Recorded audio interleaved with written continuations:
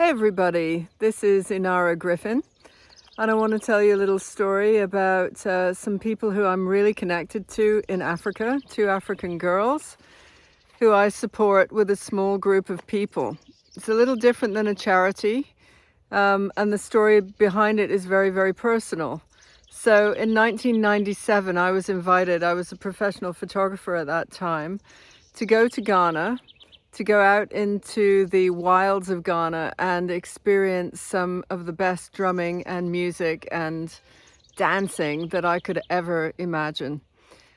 And my friend had been invited before, and he'd been there twice before. So we were the only people who were outsiders witnessing this fetish dancing, spiritual pathway in which many of the people, they danced like all night long, all day, for 5 days over a harvest festival or a seed sowing festival of the full moon.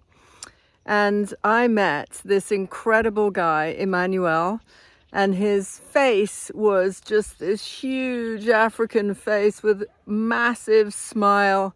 And we made real connection at that time. He became a really good friend of mine, and he was a phenomenal, phenomenal drummer. And so in 1997, I think after that, he came to London twice at different times. And he always talked about these little girls. Well, one had been born at that time, Gifty, and that was his first daughter. Super proud of his daughter. And he was just this lovely, lovely father. And then he had Gigi, and I never met these girls, but I just had this incredible friendship with this lovely African drumming man. And we knew that he was ill because one of my friends was keeping in closer contact than me. And as you can imagine, it's very typical in Africa that there's a lot of hiddenness about any illness, particularly HIV. And so Emmanuel was one of the ones who got HIV. He was on medication at the time. But there was a lot of shame to do with this ailment, which in the West now is just, there's no problem with it. You'll just, live your life with it. It's a condition. And the ignorance around it caused him to not actually ask for help. And in Africa, it's very hard to get medical help as well. And so even though we kept sending money, in the end, Emmanuel died. And for the last 15 years or so, a group of us organized around his daughters, Gifty and Gigi. And we knew that if somebody didn't actually take care and, give a toss about them, that they would end up in very difficult circumstances. Their mother was not active in looking after them at that time and has since died. And so they have no parents. And we've been looking after these girls for about 15 years. We got them through school, we got them through health, through all the basics. And then there came a point when, in the context of this topic, Deeply Satisfied, we started asking different questions, like what is going to give them a deeply satisfied life? And one is quite academic and the other one is much more like an entrepreneur. So Gifty, who's the elder, has finally achieved her dream of learning how to have a beauty shop. She's been trained, she's got all of her education behind her, and she's now opening her first beauty shop in Accra.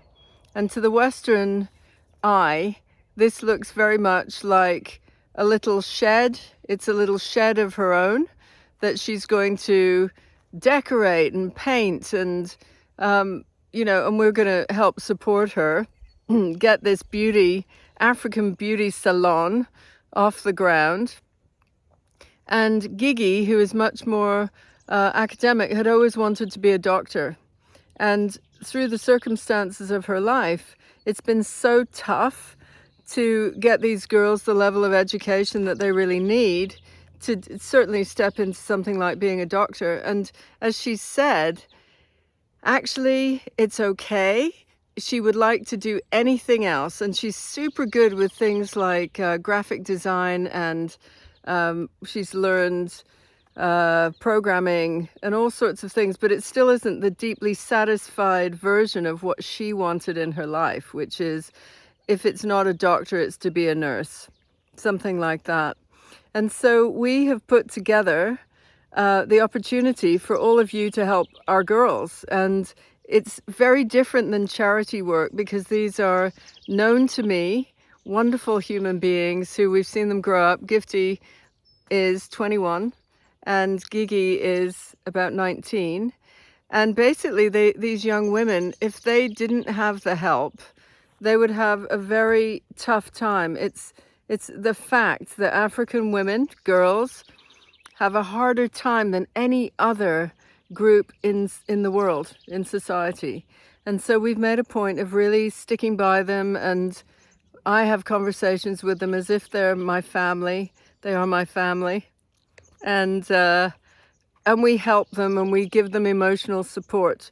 The reality as well, just to be really clear about this, is that the guys who got involved in helping, they deal with these girls in a very different way than I would wish, actually. They keep asking them things like, what's your strategy? What's the next steps in your life? These girls have had no opportunity to just be, because everything has been a survival. And there was one point in the history of when I took my eye or my finger off the pulse and I found out that the payments hadn't been sent through by some of the guys who were involved in this group, and that they had been gone back to the street, right? And that's the level of it. It's not even like when people say, oh, they don't have a lot of money in England or in London where I live, or the West. It means it's absolute survival. And so we're asking here, well, we're celebrating really that this group of people who've come together, who are all in communication around a deeply satisfied life, a deeply satisfied experience of life. What is that? Well, it's way up on survival. It's way up on just getting by. And most African women, that's about it. You know, they get the experience of just getting by, and most of it's survival. We want Gifty and Gigi, we want Gigi to have a fantastic opportunity. If it's not to become a doctor, it's to become a nurse or to fulfill on some of her dreams. And she's spoken openly about that.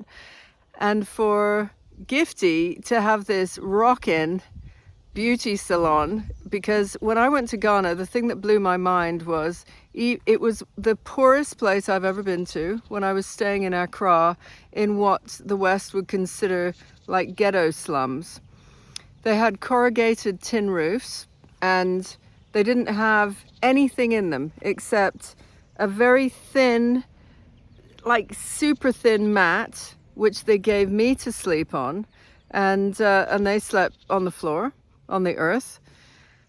The bathrooms were something else. I mean, it was an open sewer, like a wide open sewer with just, you know, feces and crap and garbage and all of that. And so I've never seen anything like it. But what I will say, and I've traveled many places like India 7 times, and I still haven't seen this level of poverty and difficulty. You know, it still like hits me whoa, straight in the heart.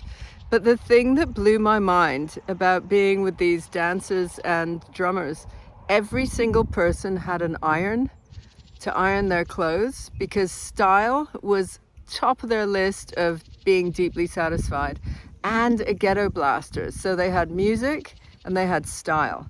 And Gifty is tapped so into that. Like the African culture, African women, they love their beauty. They love their hair being done. They love their nails being done. And it's like, as an entrepreneur, Gifty is really tapped into something that's going to work for her. So we are supporting these girls, and we're asking you to get to know them, interact with them, interact with the idea of not just working with a charity that's as sort of impersonal as possible, but actually interacting with human beings who you can see their success. Nina is going to be talking to them and doing interviews. The issue again is internet. right? It's a real problem in Accra, even over the years that I've had of trying to speak to them on Skype and many other options. It's always been super difficult. So we're asking for you to help and to just imagine a life where these girls, one has the most incredible beauty salon, African style, in Accra, and from there to get a life that she really wants. And my wish for her as well is to travel, because when Gifty was really young, she wanted to be a pilot. And I thought that was just amazing, like an African woman pilot.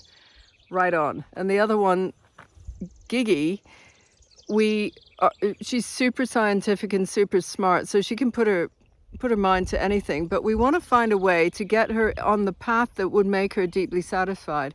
And it's something to do with medicine, really. And maybe she was influenced by her dad, I wonder, because both parents are dead. And the reality is, when I look back at all those friends of mine who I know for 20 years, many of them are dead. And that wouldn't be happening in the West.